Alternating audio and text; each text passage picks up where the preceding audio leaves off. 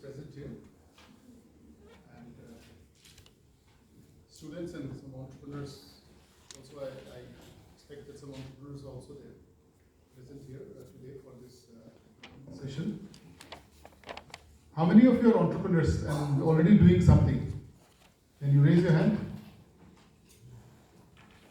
Okay, and rest of you are students from university? And how many of the students, how many of you want to get into entrepreneurship at some point in your life? All of you are job seekers? No. Not job creators. See, this is the trend. Actually, a few years back, NEDFi had done a study in all the northeastern states about the status of science education and general orientation of students, and also regarding skill upgradation requirement in northeastern states. So most of our people said that they want government jobs, and because it is secure.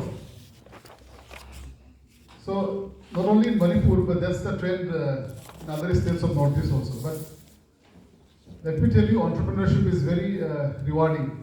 Initially, you may be struggling a little bit, but look around yourself and see today in the society, the entrepreneurs are much more well off than people who are on the job like us.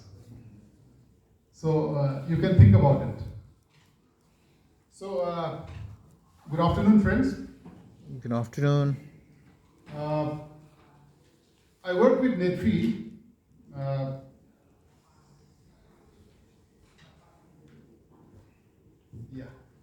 So some of you must have heard about NEDFi. Is short, we call it NEDFi. It's Northeastern Development Finance Corporation. We are a public financial institution under Ministry of Development of Northeastern Region. And we work in the space of providing credit and other support services to the entrepreneurs in the Northeastern region. We provide finance like equity finance, term loans, microfinance, venture capital, working capital, and all kinds of credit requirements of entrepreneurs. And also, we have a consultancy division which takes care of advisory and consultancy services to state governments and other organizations. See, look at the services of NEDFi. We are playing a very key role in development of healthcare sector by financing new hospitals, and also help in upgradation of existing hospitals by helping procure new equipments. And so we are seeing that healthcare infrastructure is improving in northeastern states, in small towns also. Now, earlier people had to go out of northeast for every kind of treatment, but now people can get treatment within their own towns. Like your Imphal is one example where you have very good healthcare infrastructure, and we are lucky to be a part of that development process. And also we finance a lot of projects in schools, setting up new schools, colleges, kindergarten schools. So even for education, our northeastern people used to go out of northeast, but slowly very good schools and colleges are now coming up, and you can receive education within northeast only. Then tourism is another sector, because northeast is very beautiful. A lot of beautiful places are there, flora and fauna. So Manipur, Sikkim, Arunachal, Nagaland, a lot of potential for tourism. So we support entrepreneurs who are into this tourism space. So like that, a whole lot of sectors we finance. We have a network of branches all over Northeast, and that's how we operate. Our head office is in Guwahati. So far we have supported more than 11,000 projects all over Northeast. Schemes of NEDFi, we have wide range of schemes to support different kind of projects, and also we can provide loans for greenfield projects, for brownfield projects, for expansion of existing units, and also working capital finance. Then we can support very large projects or medium size also, and even up to small and micro level also. We have products, loan products to support those kind of projects also. And in the recent few years, we have also started venture capital fund where we can support the startups. We're already doing. Now, regarding our operations in Manipur, we have been actively involved in the development of Manipur for last many years, more than 10-15 years. We have highest exposure in the state of Manipur. In last 10-15 years, we have supported more than 1,000 projects of all sizes, big, small, in various sectors.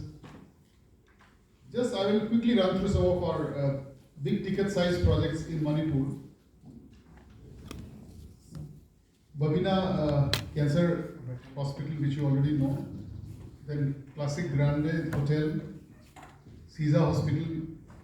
Then very recently CISA, this private medical college, CISA Academy of Health Sciences. Then UNESCO School, one is this new one in Chandung, and this is the already existing one in Maitra. Then Tanjab Agro is a big food processing group in Manipur. They are doing a lot of projects. Then this is one project in Manipur, this Chuchanpur, Rayburn College. We help them upgrade their infrastructure of the college. Then Trevi Hospital is a new hospital here in Imphal, some of you have been knowing. Then Pitambara School.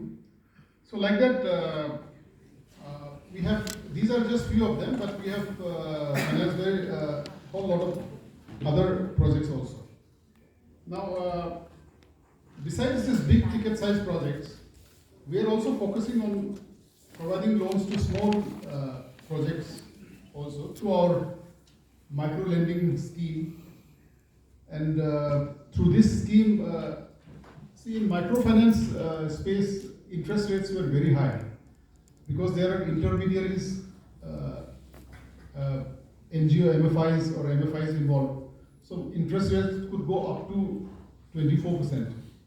So we thought of this micro lending scheme through business correspondence, and for the micro enterprises, we have been able to bring down the interest rate to about 12 to 15%. And we plan to bring it down further to at least 7-8% by adopting technological intervention, which we are working on, and in next financial year we may be able to do it. I was talking about venture capital. So venture capital is the new flavor in the country for last 7-8 years, 10 years. You must have heard about people talking about venture capital, venture fund. This term is very common now. So about 3-4 years back, we set up this 100 crore venture capital fund together with Ministry of Donor and SIDBI's Fund of Fund. So through this, we are addressing the requirement of startup projects all over Northeastern region. Here we are looking at very innovative ideas, innovative projects, and new products, technologies. Those kind of projects we try to support. And in this, we have so far committed funds up to 90 crores to various projects. Manipur also we have supported quite a few projects. I'll just run through them. This is Tarot Food is a food company, innovative food company, which is making products out of your Manipur black rice. Similarly, Thangbong Privilege Services Private Limited and Hills EduVenture Private Limited. Then Green Biotech Eco Solutions, then Ninthamba Designs Private Limited, then Tantha Entertainment. They make Manipuri language content on video and audio content. So these are all which we have supported under our startup venture capital fund. So not only this, we also last 1 year we were talking to government of Manipur regarding setting up a venture capital fund only for Manipur.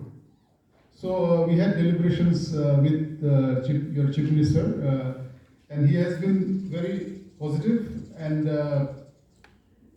we have now something called Manipur Startup Venture Fund, which will be a 30 crore fund, where government of Manipur will contribute 15 crores and NEDFi will contribute 15 crores.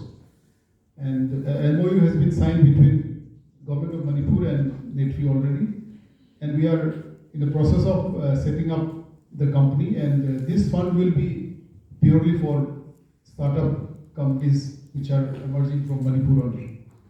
So these are some of the things that NEDFi is doing, and see, for growth of enterprises, skilled manpower is very important, because if you do not have skilled manpower, you cannot run your enterprises, you cannot run your companies. So this workshop was quite befitting that that you had yesterday also. I believe you had deliberations on skill upgradation and all that. See, out of about 900 million Indians in the working age group of 15 to 64 years, in our country, this working age group is about 67% of the total population falls within this 15 to 64 years working age group. In China, it is slightly lower. In their country, 15 to 64 years is just 64%, lesser than India. But if you look at labor workforce participation in the economy, China is much ahead. See, we have huge number of people who are eligible to work, but only 46% of this eligible workforce is engaged in some kind of activity. In China, it is very high. 68% of their eligible workforce is working. In our country, why we have just 46% only working? See, the reason could be two. One is there are not enough jobs for people. That could be one reason. The second reason could also be that there are jobs, but people do not possess necessary skills to get employed in those jobs. So both of them could be the reason. So therefore, skill development is so important. Gaining necessary skills is very important. That will improve the employability, that will improve absorption of workforce in the economy, and that will help the growth of GDP also. And will help our country become more productive. So with this few words, we have had a long day. So thank you very much for a patient hearing, and all the best. Thank you.